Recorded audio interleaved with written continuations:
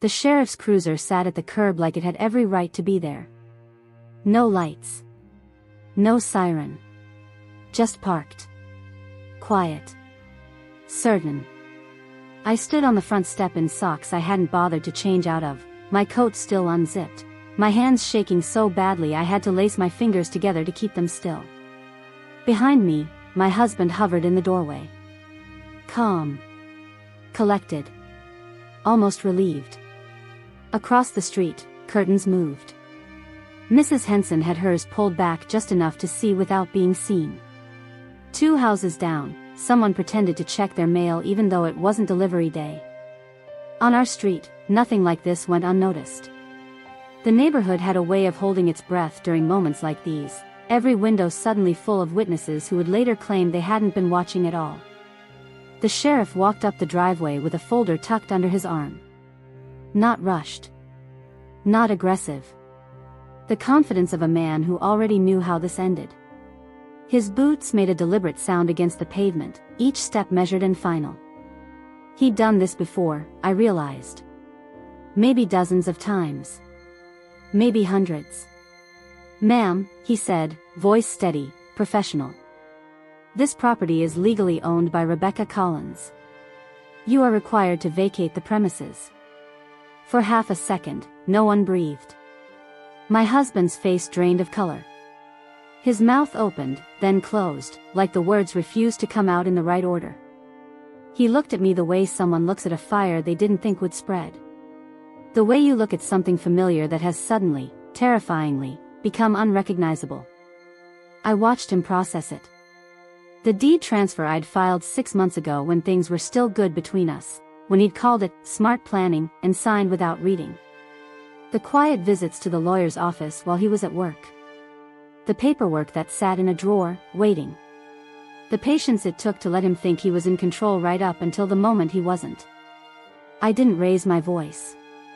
I didn't smile. I didn't explain.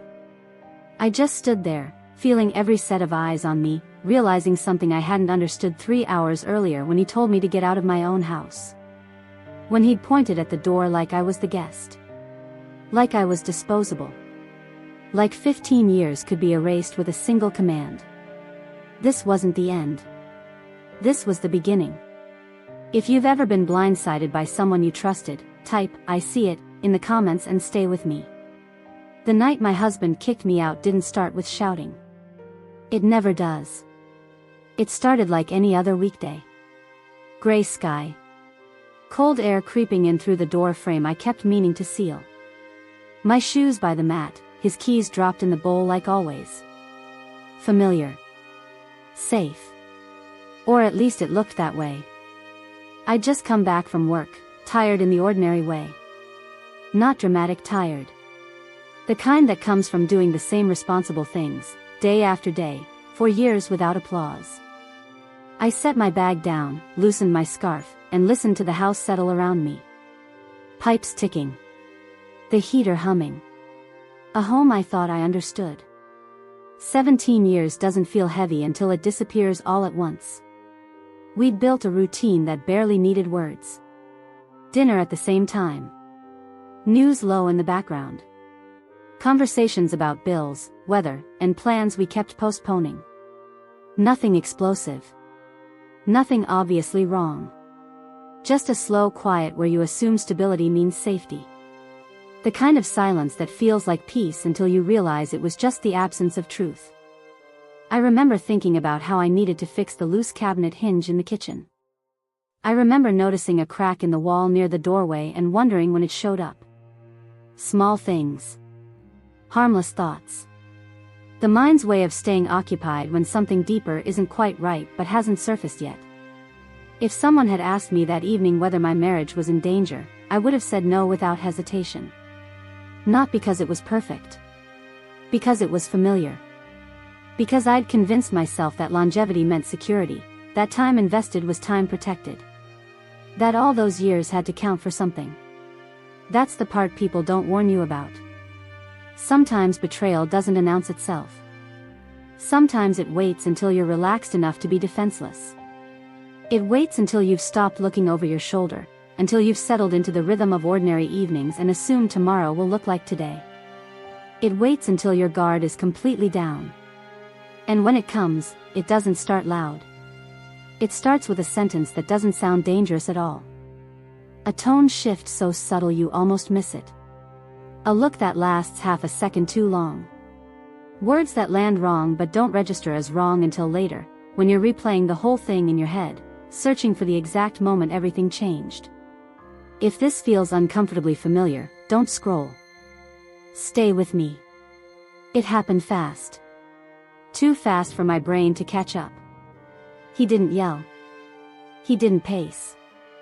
He didn't even look angry. He stood there, arms crossed, voice controlled in that way people use when they've already decided the outcome. The kind of calm that's more unsettling than rage because it means they're not wrestling with the decision anymore. They've already made peace with it. "We need to talk," he said. That phrase used to mean compromise. Now it felt like a warning. For words that used to signal the start of a conversation now marked the end of one. I felt my stomach drop before I even knew why. Some part of me understood what was coming before my conscious mind could name it. I remember the exact second the air shifted. The way his eyes stopped searching my face and locked into something colder. Like he was reading from a script he'd rehearsed quietly while I was still believing we were fine. While I was thinking about cabinet hinges and grocery lists and whether we needed to replace the furnace filter, he'd been somewhere else entirely. Planning this. Preparing his exit. He said someone had told him things about me. He said there were concerns. He said he didn't feel comfortable anymore. I asked who. I asked what things. I asked when this conversation had happened and why I was only hearing about it now, standing in our kitchen with my coat still on, completely blindsided. He didn't answer. He just shook his head like the details didn't matter. Like I was missing the point by asking questions that had obvious answers. Like wanting to defend myself was proof of exactly what he was accusing me of. Then he used the word that changes everything. Unstable. It landed heavier than an insult. He didn't say it angrily. He said it carefully. Like a diagnosis. Like something he could point to later and say, "I wasn't being cruel, I was being cautious." A word that doesn't just describe behavior but questions your entire reality. A word that makes everything you say afterwards sound like evidence against you. I felt my hands go cold. My throat tightened. I wanted to argue, to demand proof, to ask how 17 years of showing up, of being consistent, of being the steady one could be erased by a single accusation from someone I couldn't even name. But I also knew that defending myself too hard would only make me look more unstable. That's the trap. The label becomes the lens through which everything you do is interpreted. I asked him what he meant. He didn't answer directly. He never did after that. He spoke in vague sentences. Enough to imply danger. Not enough to defend against. He gestured broadly at nothing and everything. He mentioned tone. He mentioned reactions. He said things like, "You know what I mean," and "I shouldn't have to explain this." Every response designed to make me question myself instead of him. It's a particular kind of cruelty, being condemned without charges. Being told you're guilty of something that's never quite defined. You start scanning your own memory, searching for the moment you became the villain in a story you didn't know you were in. And then came the line that erased 17 years in one breath. "I think it's best if you leave." No discussion. No evidence. No space to respond. Just a decision I wasn't part of, in a house I thought was mine, being handed down by the person who knew me better than anyone else. The person who'd seen me at my worst and my best and everything in between. The person who was supposed to stand beside me, not against me. I stood there, frozen, trying to process the impossibility of it. How do you leave a house you've lived in for over a decade? Where do you even go at 7:30 on a Tuesday night when your entire life is built around the assumption that this place, this person, is home? I asked if he was serious. He didn't blink. "I need you to go. Tonight." That's when I realized this wasn't an argument. It was a verdict. And I was standing in a courtroom I didn't know existed, convicted of crimes I couldn't name, sentenced by a judge who used to be my partner. There was no jury. No appeal.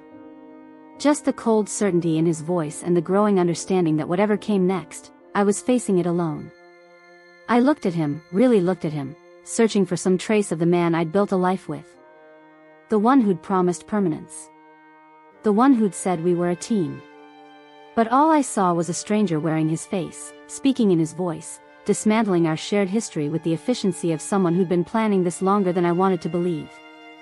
If you've ever had someone label you instead of listening to you, type "enough" in the comments. I didn't pack.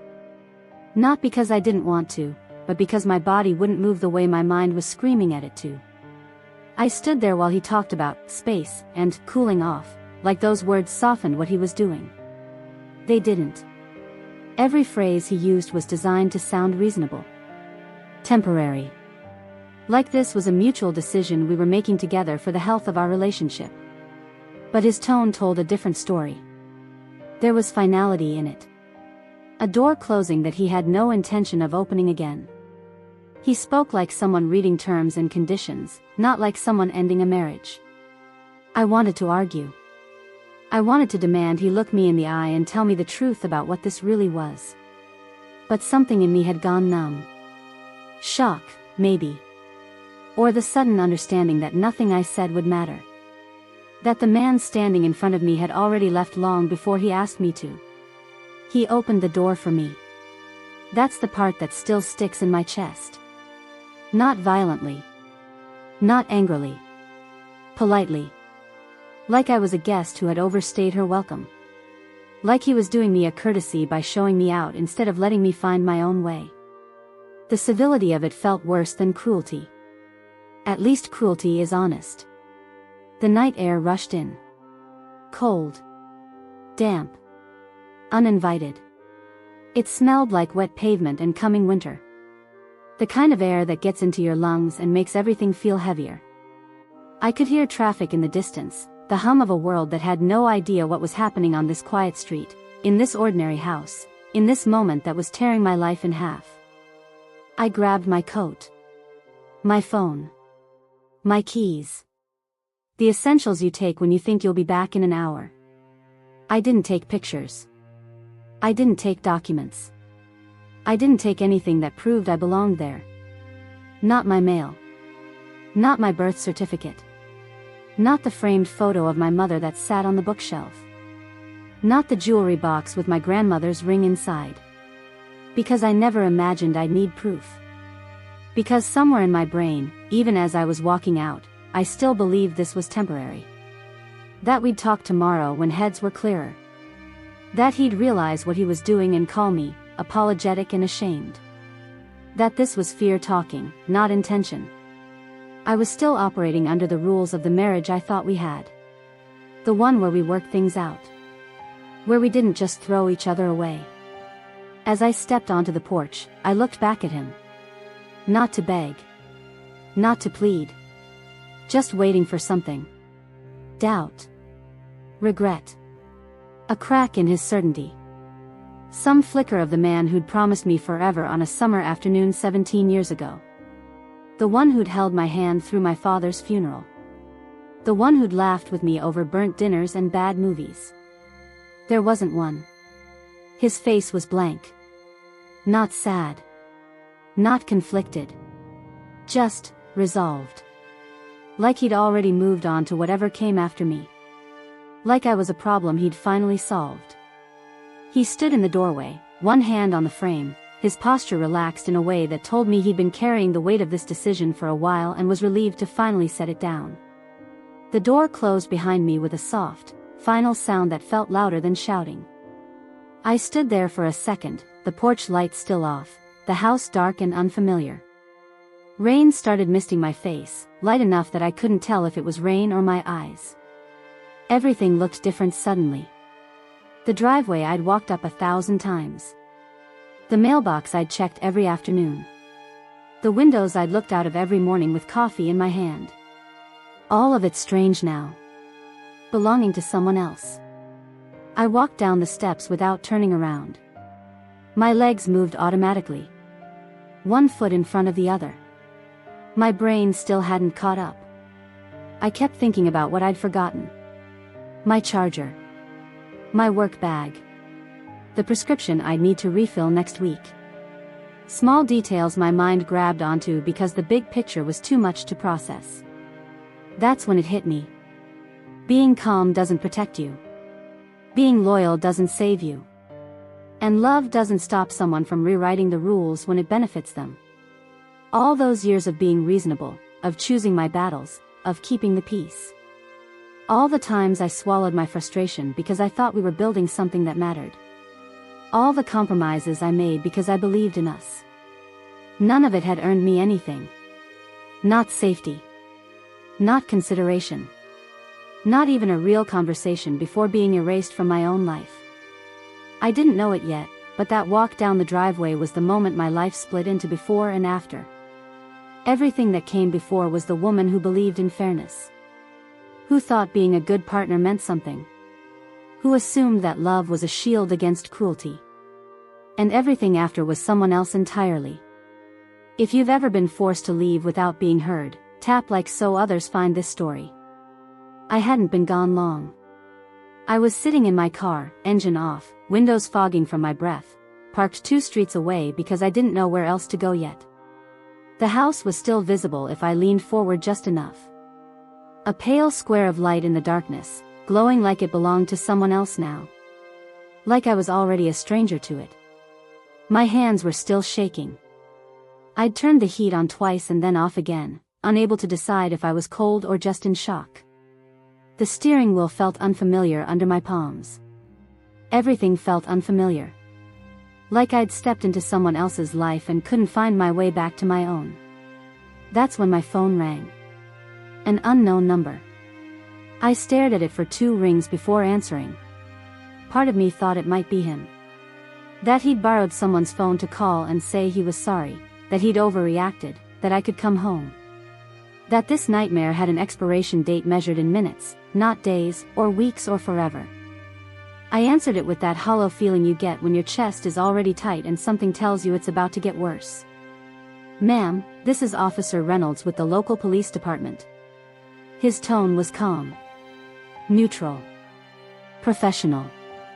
The kind of voice that never raises suspicion on its own.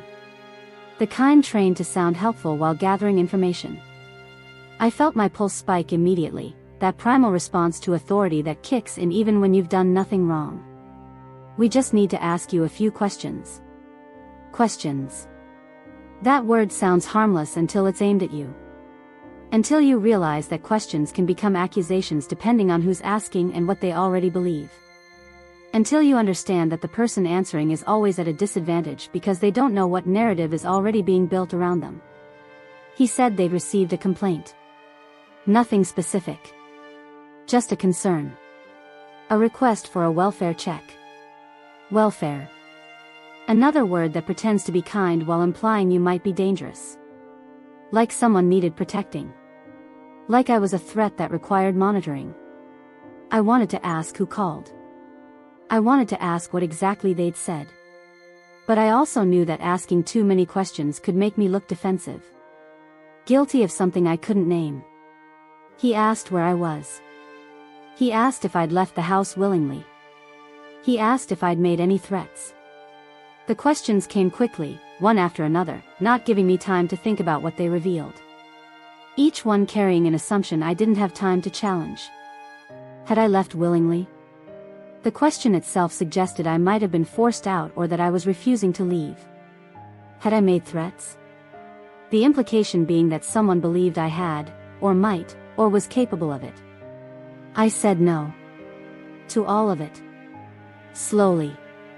Clearly. Like someone who knows every word might be written down. Like someone who understands that tone matters as much as content. That sounding too calm can read as cold. That sounding too upset can read as unstable. I tried to hit some impossible middle ground where I sounded rational but appropriately affected by being questioned by police while sitting in my car in the dark. There was a pause on the line. Paper shifting. A pen scratching. In that silence, I could hear my own breathing.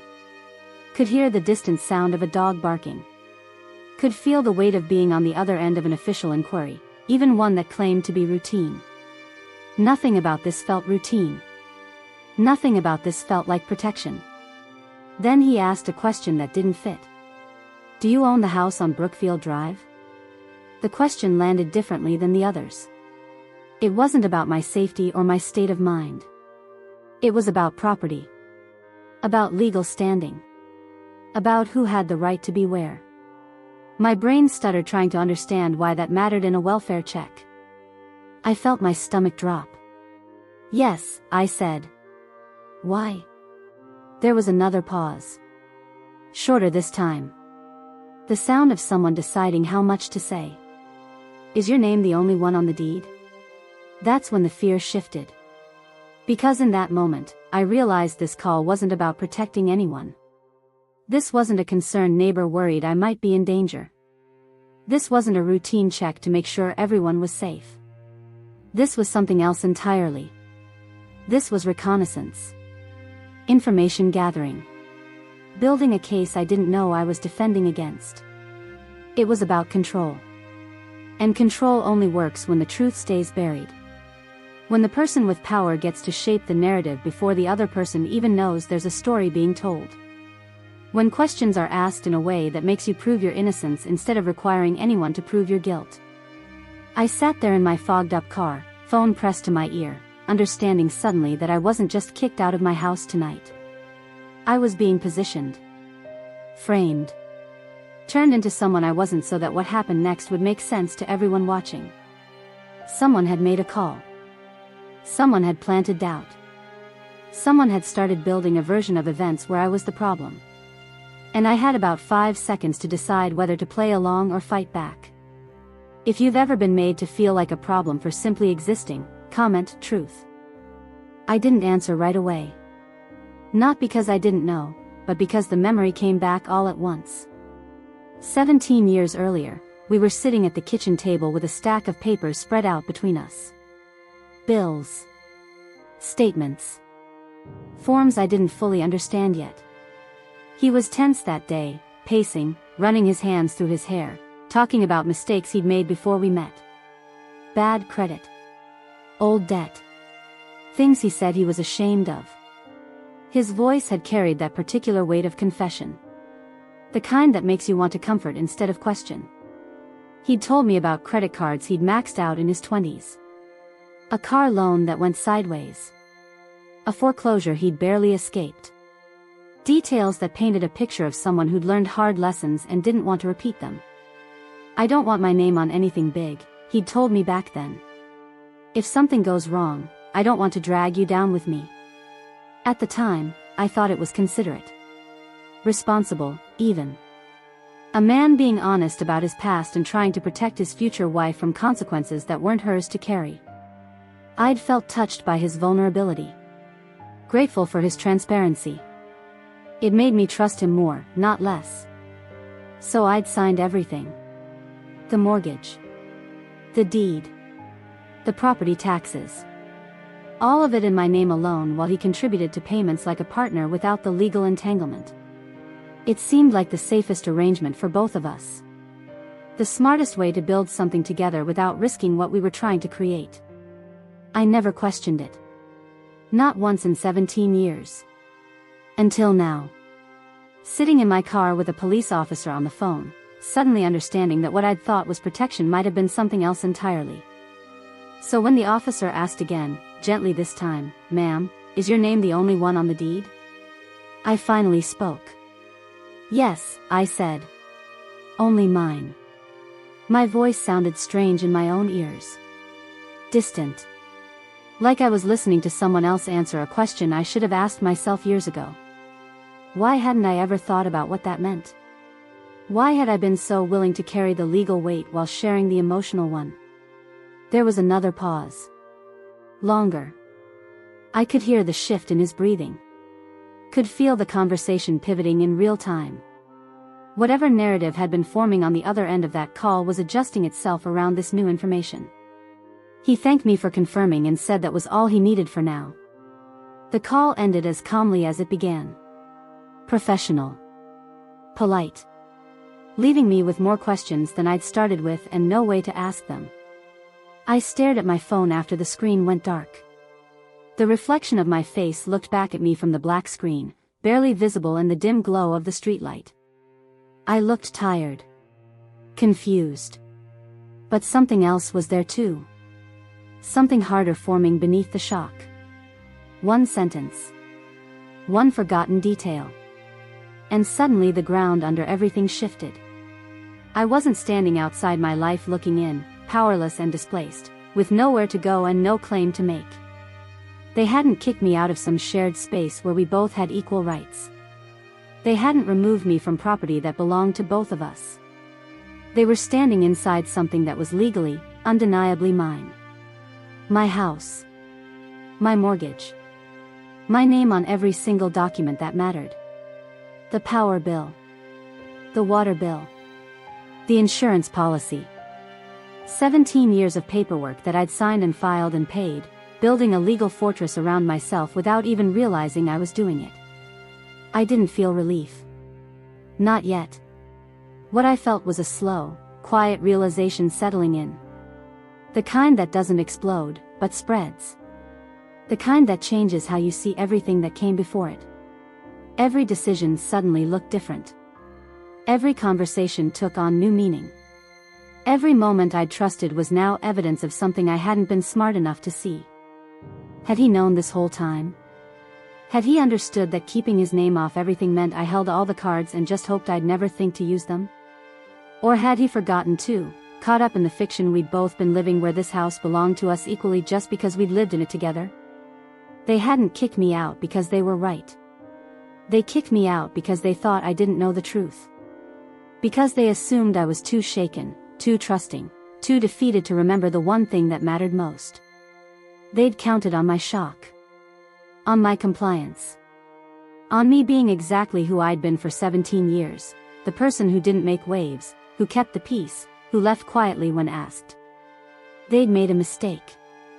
And sitting there in my car, phone still warm in my hand, windows fogged with my own breath, I felt something shift inside me. Not anger yet. Not triumph. Just clarity. The kind that comes when you finally see the whole board instead of just the pieces in front of you. If you've ever been underestimated on purpose, stay with me. This is where it turns. I didn't drive back to the house. That urge was there, burning in my chest. To knock. To confront him. To throw the truth in his face and demand an explanation for what he'd done. 17 years doesn't disappear quietly, and part of me wanted noise. Wanted justice to sound like shouting. I wanted to see his face when I told him I knew. When I reminded him whose name was on the deed. Whose signature had bought every single thing inside those walls. I wanted to watch the realization hit him that he'd miscalculated. That whatever plan he thought he was executing had a flaw he hadn't accounted for. My hand was already on the key in the ignition. But something stopped me. Not fear. Clarity. Because showing up angry, in the dark, hours after being thrown out, would only confirm whatever story he'd already started telling. About my instability. About my behavior. About why he'd felt unsafe enough to call the police in the first place. Every knock on that door would become evidence. Every raised voice would be proof. Every word I said in my own defense would be twisted into exactly what he'd accused me of being. I'd lose before I even started fighting. So I went somewhere safe instead. A hotel off the highway with fluorescent lights and thin walls and a parking lot that smelled like diesel and rain. I checked in with my credit card and a smile I didn't feel, took the key from a clerk who didn't look at me twice, and walked down a hallway that looked exactly like 1,000 other hallways in 1,000 other forgettable places. Sat there longer than I needed to. Let the shaking pass. Let the adrenaline drain out of my hands. Watched the digital clock on the nightstand flip through minutes that felt like hours. And for the first time that night, I didn't react. I thought. Really thought. Not about what had just happened, but about what happened next. Not about what I felt, but about what I knew. Not about what was fair, but about what was true and how to use it. I didn't text him. I didn't defend myself. I didn't explain what I now knew. Because the truth doesn't need a performance. The truth just sits there, quiet and immovable, waiting for the right moment to matter. And that moment wasn't now, in the heat of emotion, when I was still reeling and he was still certain. That moment would come later, when the ground had shifted enough for everyone else to see what I was seeing. People make mistakes when they think they're in control. They get comfortable. Careless. And silence has a way of letting that happen faster than confrontation ever could. Let him think I was devastated. Let him think I was scrambling for a place to stay, for answers, for some way to fix what he'd broken. Let him believe I'd left because he told me to, not because I chose to. Let him settle into the house like it was his, make himself at home in a space he had no legal right to occupy. Every day he stayed there without challenge was another day of assumption. Another piece of evidence. Another mistake he didn't know he was making. That night, I slept in a place that wasn't home, staring at a ceiling I didn't recognize, replaying everything in my head. The conversation. The phone call. The look on his face when he closed the door. The officer's questions. The way the pieces fit together differently now that I could see the whole picture. But underneath the hurt, something else was forming. Patience. Not the weak kind that waits because it has no other choice. Not the helpless kind that hopes things will get better on their own. Not the passive kind that mistakes inaction for peace. The strategic kind. The kind that knows timing matters more than intensity. That knows the right move at the wrong time is still the wrong move. That understands power isn't just about what you can do, but about when you choose to do it. I wasn't waiting because I was powerless. I was waiting because I wasn't. Because I had options he didn't know existed. Because I had leverage he'd forgotten about. Because every day he thought he was winning was another day I was planning. And when you're the one who actually owns the board, you don't flip it over in anger. You play the game all the way through.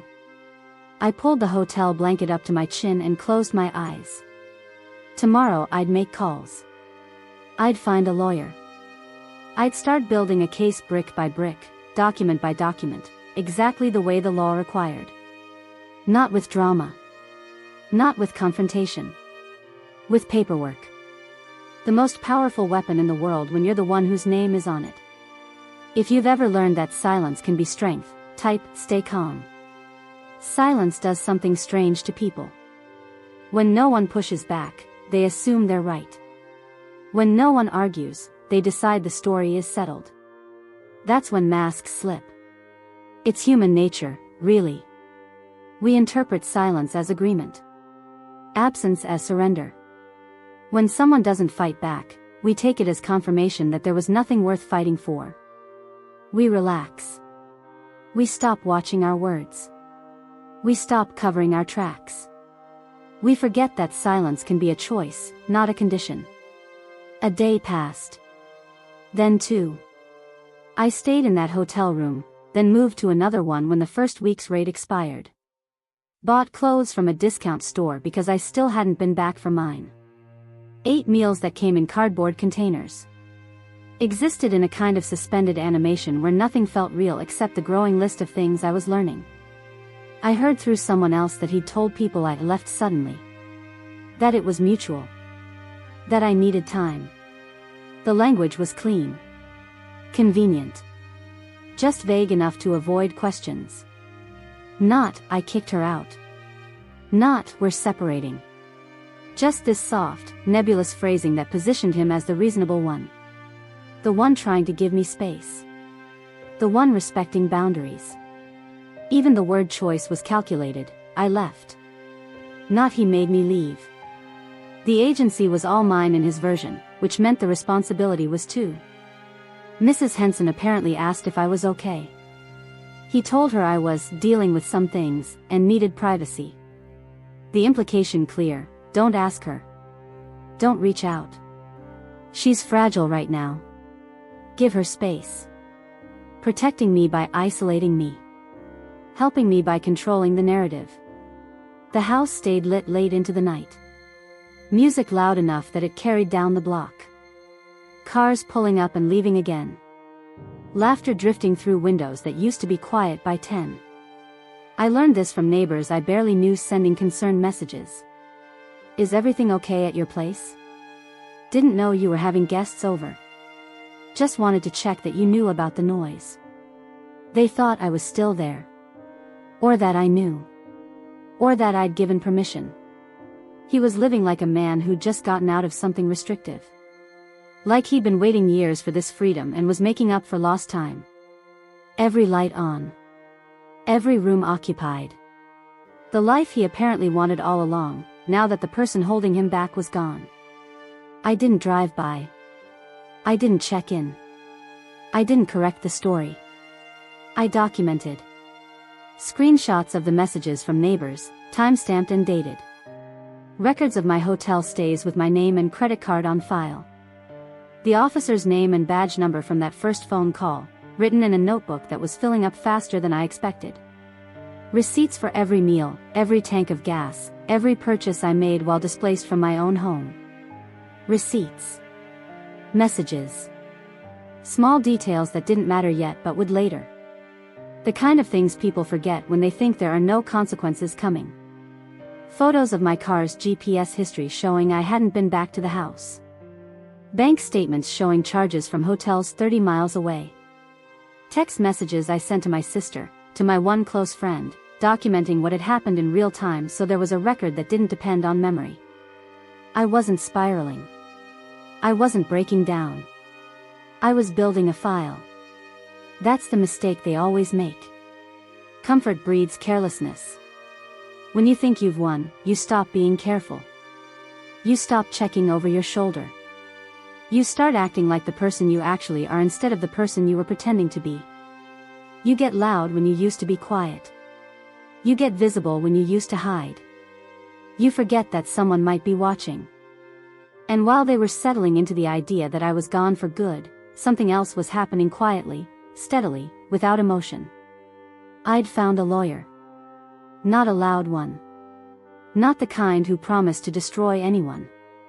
The kind who asked careful questions and took detailed notes and said things like, interesting, in a tone that meant they saw exactly what I was seeing. I'd pulled every document I had in my possession. Marriage certificate.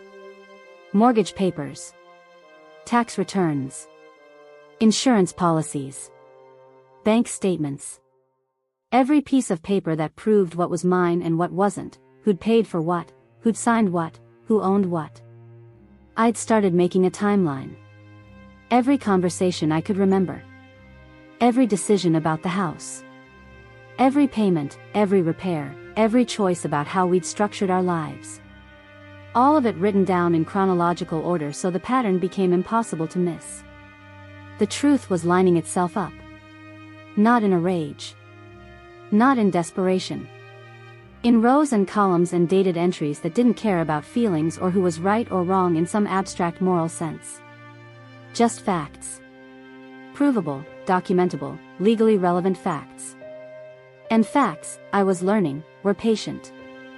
They could wait as long as they needed to. If you've ever watched someone get comfortable too soon, you already know what comes next. Stay. The next knock didn't come at night. It came in the middle of the day. Broad daylight. When people are awake. Watching. Remembering. The sheriff's cruiser pulled up exactly at 11:30 a.m. I'd chosen the time carefully. Late enough that the morning routines were finished. Early enough that people were still home, still moving around their yards, still looking out windows. The time when the neighborhood was most alive, most aware, most likely to witness. No rush. No drama. Tires rolled to a stop like this was routine. Like the ending had already been decided and this was just the formal part. The engine cut off. The door opened with that distinctive metallic sound of an official vehicle. Heavy boots on pavement. A uniform that carried weight without needing to announce itself. The sheriff moved with the measured pace of someone who'd done this hundreds of times and knew exactly how it would unfold. I stood a few houses down, out of the way, hands tucked into my coat pockets so no one would see them shake. I wasn't hiding. I just didn't need to be front and center yet. My heart was hammering so hard I could feel it in my throat.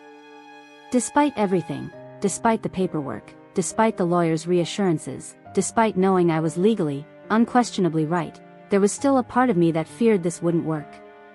That somehow the rules would bend. That confidence and certainty would matter more than facts. But I stayed.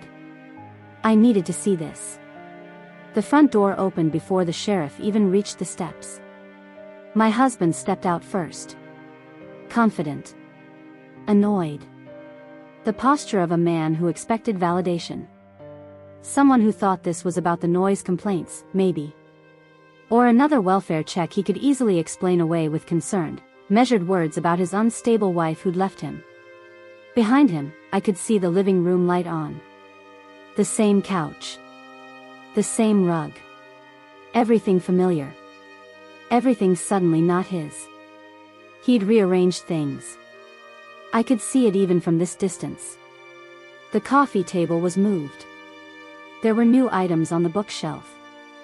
He'd already started making it his own, erasing me from the space like I'd never existed there at all. The sheriff spoke calmly. "Sir, I'm here to serve notice." Notice.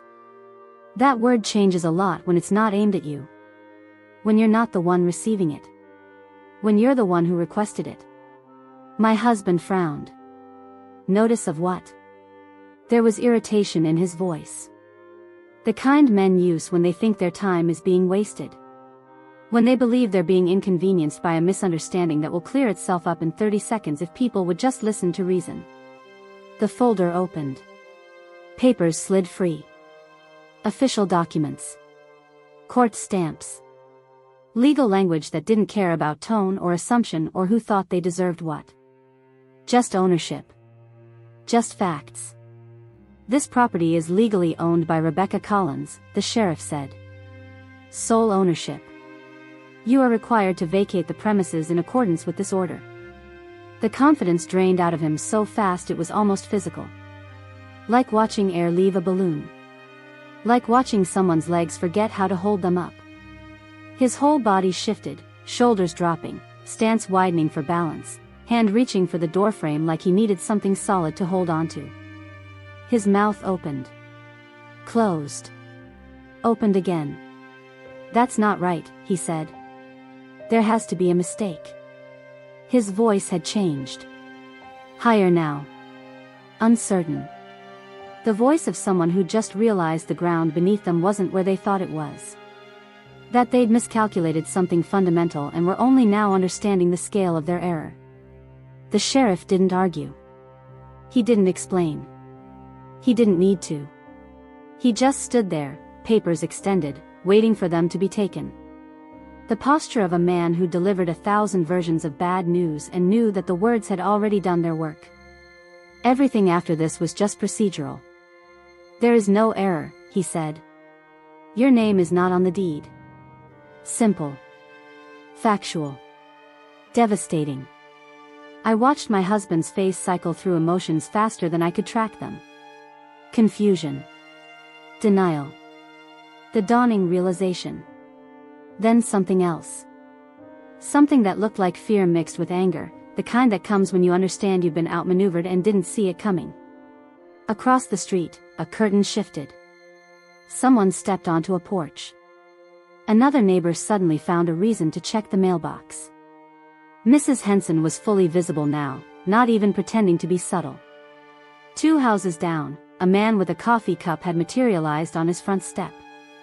A car slowed as it passed, the driver craning their neck to see. The story was no longer private. It wasn't something he could control with careful words and concerned expressions. It wasn't a narrative he could shape in quiet conversations over fences and in grocery store parking lots. It was happening in public. In daylight. With a sheriff's cruiser as a backdrop and official papers as props. The neighbors who'd heard his version, that I'd left, that I needed space, that I was dealing with things, were now watching him be served with eviction papers from a house he'd told everyone was his home. And for the first time since he told me to leave, He understood something he never expected to. He was standing in the wrong place. Not morally. Not emotionally. Legally. Literally. Standing in a doorway he had no right to occupy, in a house he had no claim to, on property that had never been his no matter how many years he'd lived there. He took the papers. His hands shook as he unfolded them. Read the first few lines. Then looked up, searching. His eyes found me. Even from this distance, I could see the recognition. The shock. The understanding that I'd been gone but not powerless. Silent but not defeated. Waiting but not weak. I didn't smile. I didn't wave. I didn't do anything. I just looked back. And let him see exactly what he'd underestimated. If you've ever waited for the truth to speak for itself, comment justice. That's when he tried to change the tone. His shoulders dropped. His voice softened. The anger evaporated and something else took its place. Confusion. Hurt. The performance people switch to when authority doesn't respond the way they planned. I'd seen this before. In smaller moments. When an argument wasn't going his way. When consequences threatened to land. The shift was always the same, from demanding to wounded, from certain to bewildered, from aggressor to victim in the space of a single breath. It's a reflex. A survival mechanism. When power doesn't work, try vulnerability. When control slips, reach for sympathy. Rebecca, he said, finally looking at me like I was a person again. We can talk about this. My name in his mouth sounded wrong now. Too familiar. Too intimate. Like he still had the right to use it the way he used to, with that particular tone that assumed shared history meant shared understanding. That 17 years bought him access I couldn't revoke. I stepped forward then. Not fast. Not emotional. Just enough to be seen. Close enough that he couldn't pretend I was a distant figure he could talk about.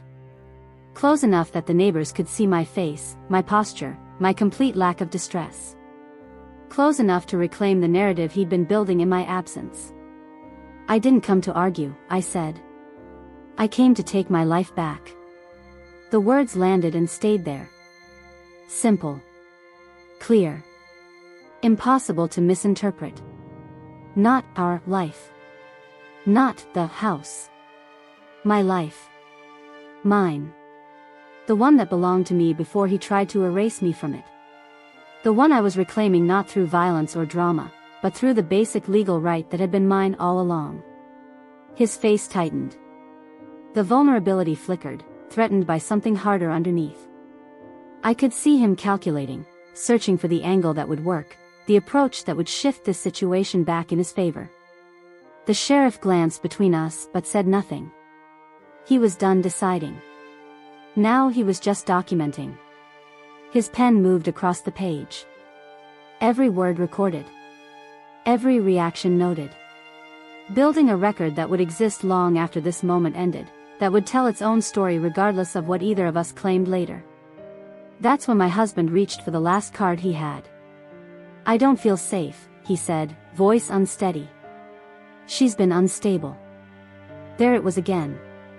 That word people use when they want to sound reasonable while stripping someone of credibility. When they need to turn the tables fast and don't have facts to work with. When the only weapon left is to make the other person sound dangerous. Unstable. Unpredictable. Unsafe. Words that don't require proof, just concern. Words that put the burden on the accused to prove a negative.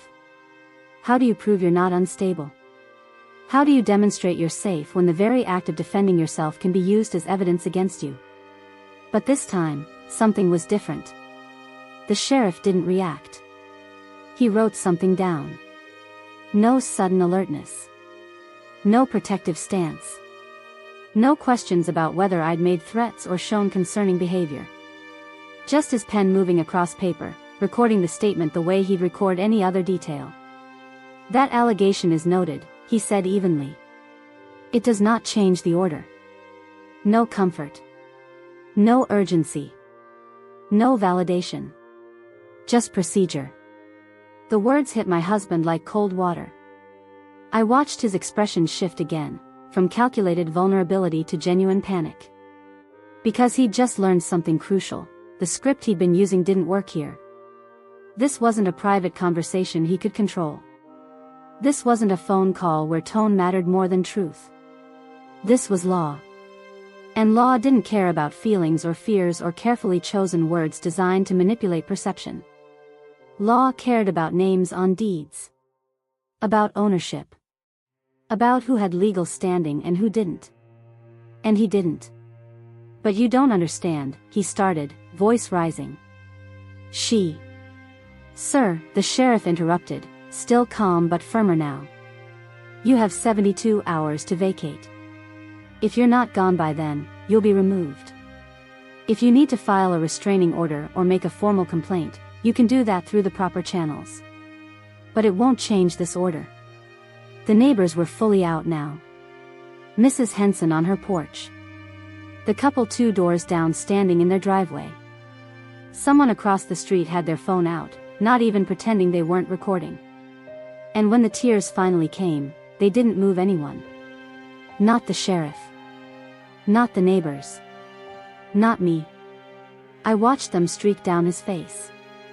Watched his shoulders shake. Watched him try to summon sympathy from an audience that had already seen too much. That had watched him live it up in my house for days while telling them I'd left voluntarily. That had heard the music, seen the cars, witnessed the celebration of my absence. Tears can be powerful. They can shift entire rooms. Change outcomes. Make people question what they thought they knew. But only when they're believed. And these weren't. Because manipulation only works when someone agrees to carry it. When someone looks at tears and thinks, this person is hurt, instead of, this person is cornered. When someone hears, unstable, and thinks, dangerous, instead of, desperate. When someone accepts the story being sold instead of looking at the facts being shown. And I was done carrying it. Done carrying his narrative. His version of events. His carefully constructed reality where I was the problem and he was the solution. Done holding the weight of accusations I didn't deserve while he walked free from consequences he'd earned. I stood there, dry-eyed and steady, while he crumbled in front of an audience that was finally seeing what I'd seen all along. Not a victim. A strategist who'd run out of moves. If you've ever watched a lie collapse in real time, type boundaries. The sheriff gave him time to gather his things. Not sympathy. Not favors. Time. 72 hours, spelled out clearly on the paperwork. 3 days to collect what belonged to him and leave what didn't. 3 days that would be documented, witnessed, legally enforceable. Not negotiable. Not subject to debate or extension based on tears or tactics. Just time. Cold. Measured. Fair. I didn't go inside. I stayed where I was, on the sidewalk, hands still in my pockets, feeling the weight lift in small, quiet increments. The house stood there exactly as it always had. Same porch. Same door. Same windows. Same chipped paint on the shutters I'd been meaning to fix. Same crooked mailbox that leaned slightly to the left. But something fundamental had changed.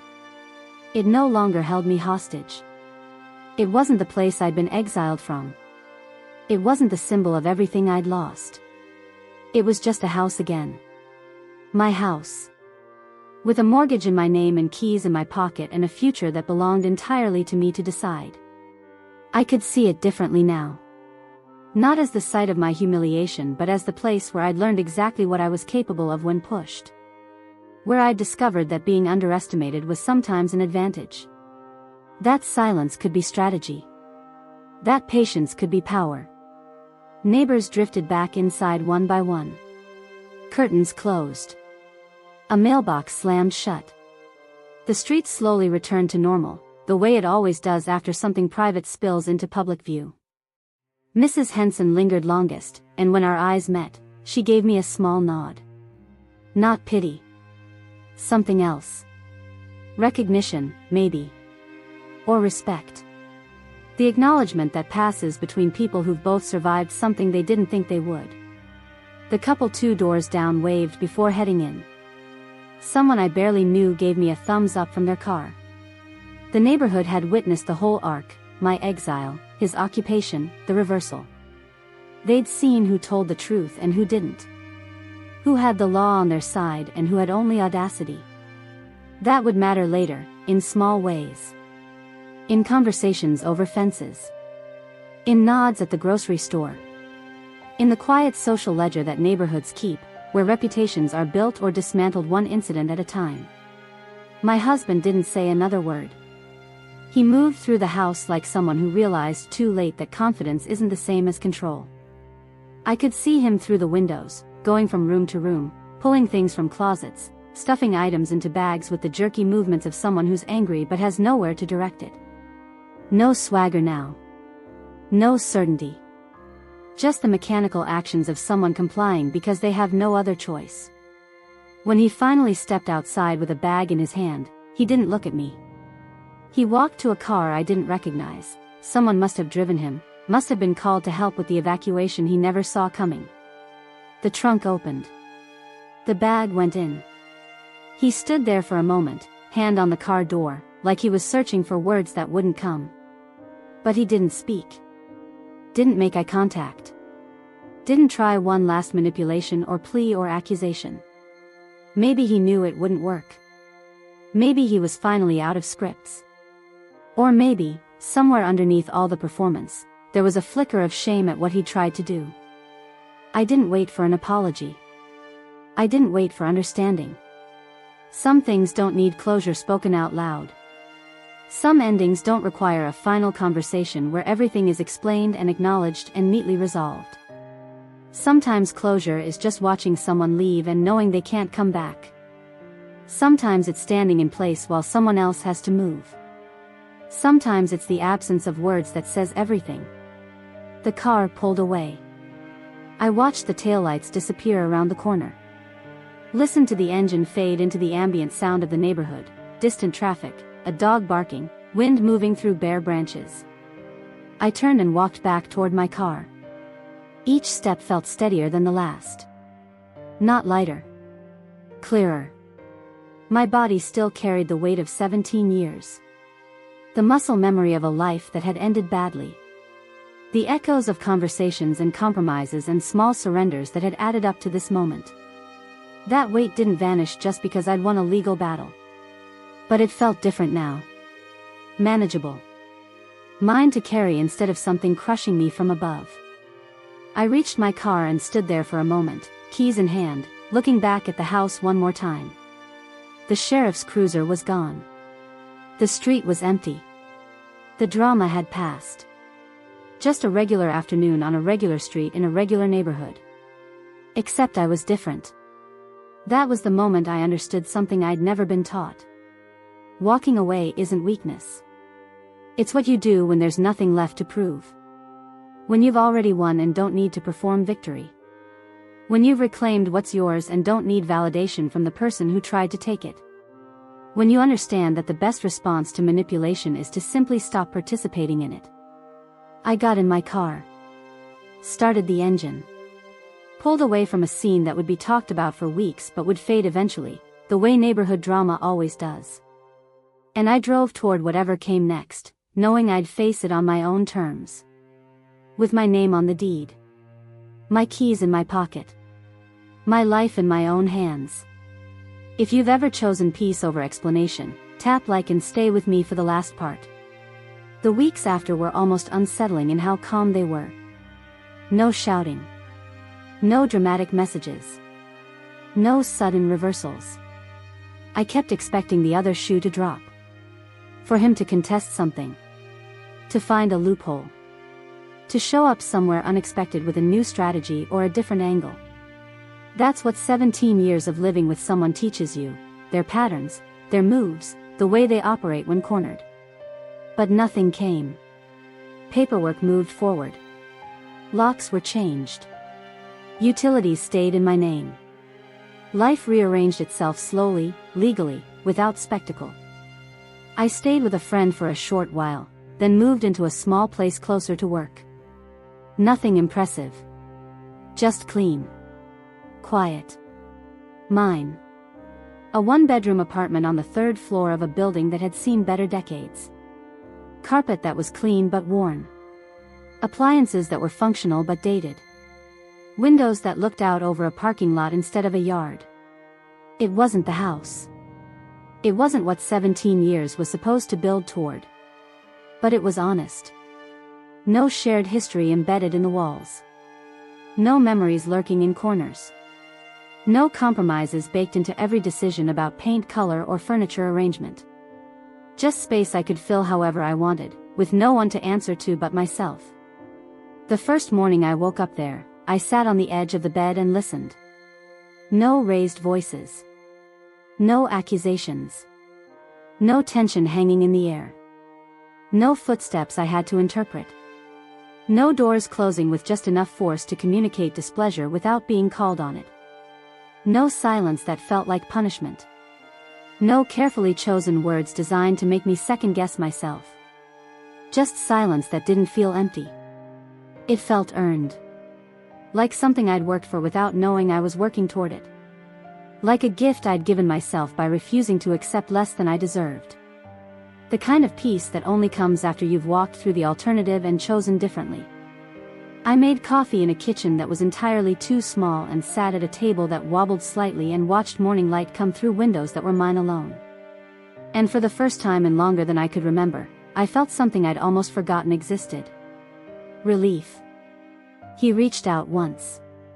A short message. Neutral. Practical.